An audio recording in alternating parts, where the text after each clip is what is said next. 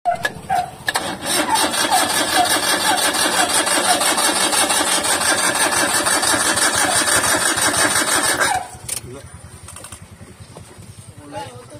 ito. Wala may action. Nakin sudid. Ito ko gakuan ko kay limang buwan ako biyan ako motor. Buisit ko si tulo asito. Ay, mali motor abi ko repair ka. Ako nga niya, di man ako pwede biyaan ako kay naimanok ni Papa dito nga. Pati bolt dito. Tokor man. Ito mo ko nga dila po ni kuan ba. From kadira dito mas kanto nga pag-ayo. Ano na itong kung ano yan, nagipulupot sa teknisyan yung mga wire na gud. Ay ubad, pang balot-baluto nila bisag di apel ba? Wala kang scanner mi.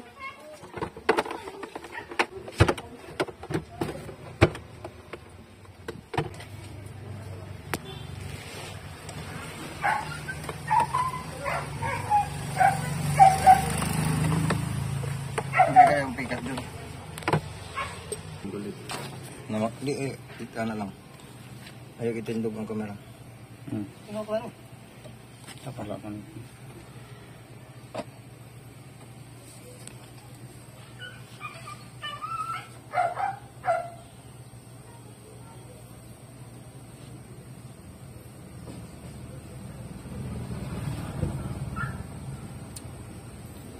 Pag di naman automatic, manual bin tayo.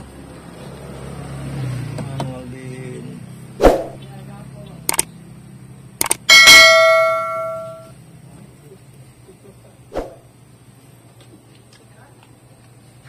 Japan. Every wagon. Manual.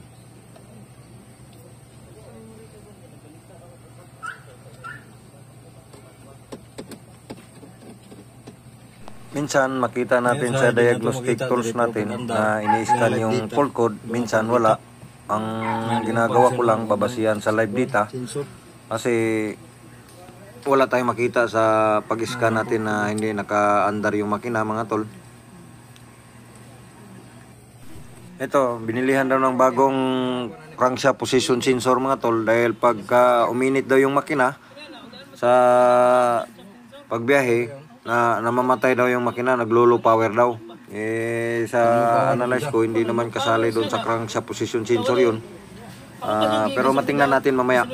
Abangan nyo mga tol para anong update natin dito sa unit na ito. Magdiri rin siya na parada. Oo.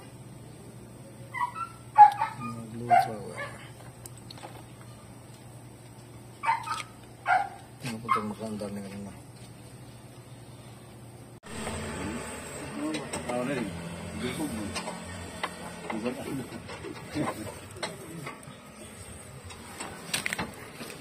Tol. Now. 3. Taas. Tol. No. Bisikot.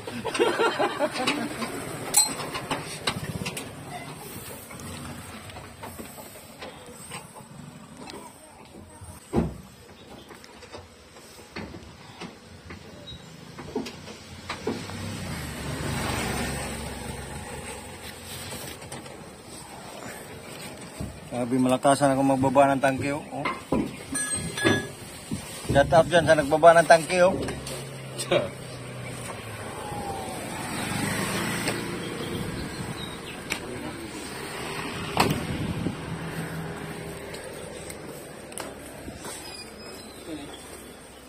Yan.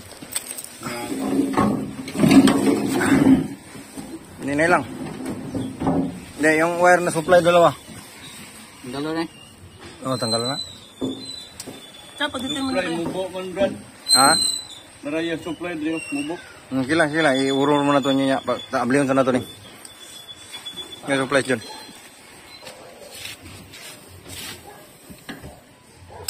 Lubong sa ano. Hindi, sikat lang. Para mangat mo. Iangat ng kanang na, iangat na para mabira. Flat screw yan ha?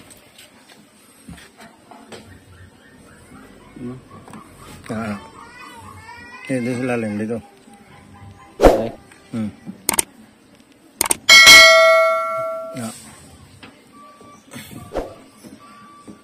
Wala.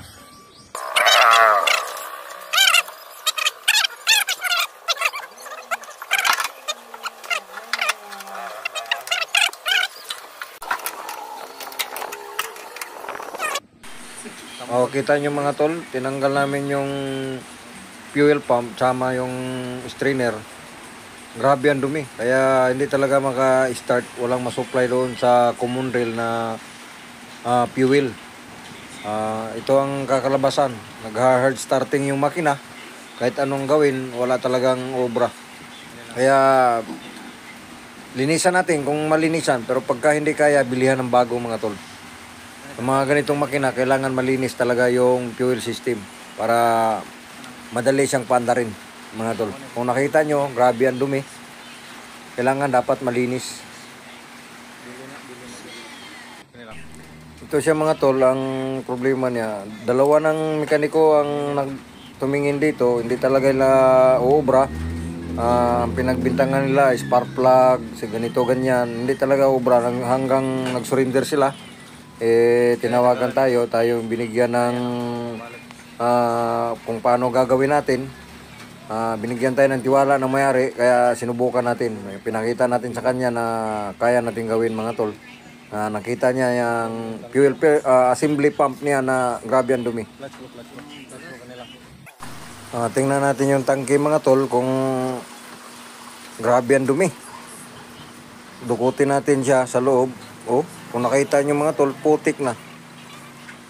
Hindi mo maintindihan, putik. Tsaka yung kalawang to naghalo. Kasi yung tangke hindi ka palaging napupuno.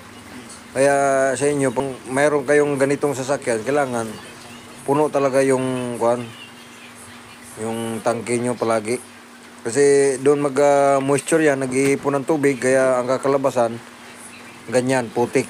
Parang lupang pumasok doon sa loob mga tol. Dapat itong tangke, linisan namin to para hindi masira yung bagong pump na mabili.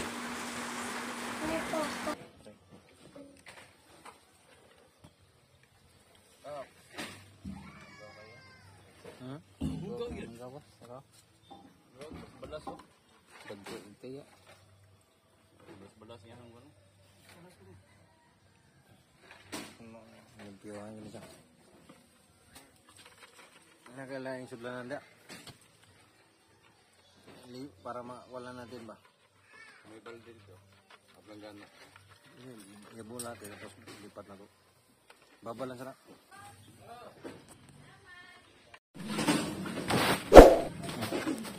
Gas station mo ba? Hindi, sa tangke na nga. Ano? Iya na. Iya. Kita nyo na mga tol. Mga po gini ang mga gikon dito sa Kaswagan. Grabe ito. Mura na o kabantay ka na sapal sa lubi. Yan na nakaragto ba? Sa taya? Oh.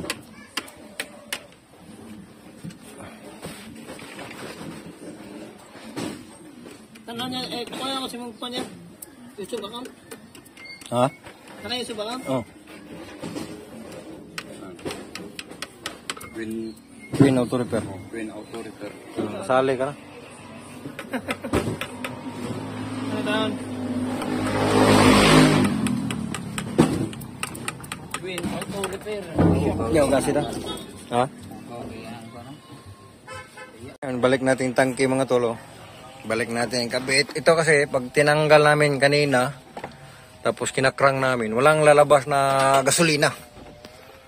Ngayon, ang binunot doon sa dulo, lumabas yung gasolina, pero hindi ganun kwan dahil yung nakita nyo, yung dumi na yan, yung kulay kalawang, kung nakita nyo, yan, yun, nilinis nila kanina para yan, kita yung punas na yan, pinasok doon sa loob, pinunas mga tol. Ngayon, nagpabili tayo ng bagong gasolina para makakuha natin. Makita yung kung ano pang problema sa unit mga tol. Pero ito, tinanggal natin. Walang lalabas na gasolina. Kaya dapat mayroon. Para mag-supply doon sa injector. Abangan nyo mga tol para makuha natin mamaya. Makita nyo. Para matesting natin na crank kung mayroon bang lalabas. Balik na kami. Balik nyo yung tangke. Oh.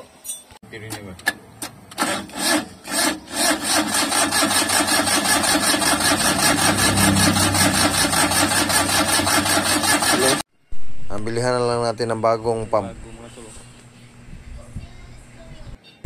Ayan mga tol, dumating na yung supply natin. Nagpabili tayo ng brand new na pump at saka strainer para aandar siya mga tol. Dahil yung luma talaga wala na siyang pag-asa. Pagka medyo mainit na yung pump niya, wala nang ibubuga. Wala siyang supply na talaga ng gasolina. Mawala na yung power niya. Kahit na nilinisan natin yung strainer, wala pa rin siya. Minsan gagana siya, minsan wala. Talagang naglulos power yung kuwan niya, pump. Kaya nag-decision tayo na bili ng bago.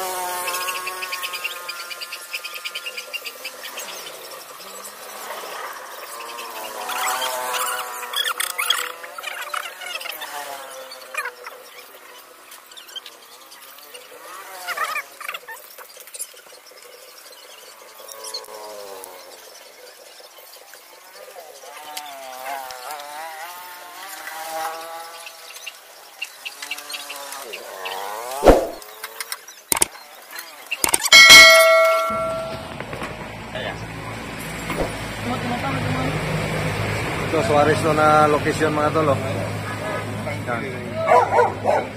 Yan ang owner sa every wagon. Itong mga bataan ko na mga galbas, galon baso.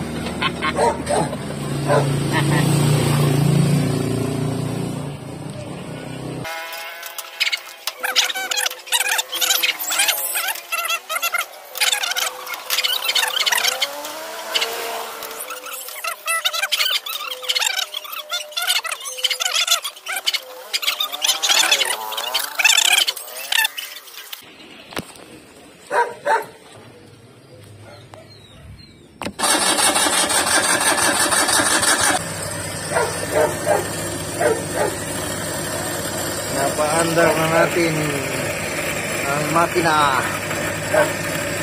Yun ang dahilan.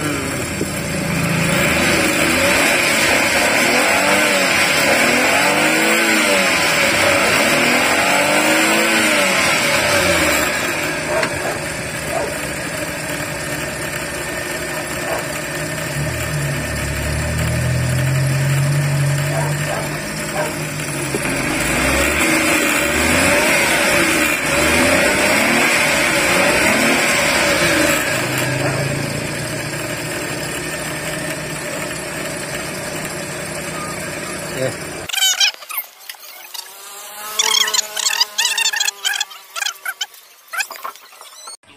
Ito, tapos na. Oh, ano mga ayos?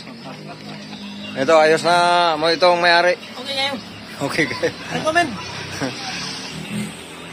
Salamat sa panonood mga tol at God bless inyong lahat at bye-bye.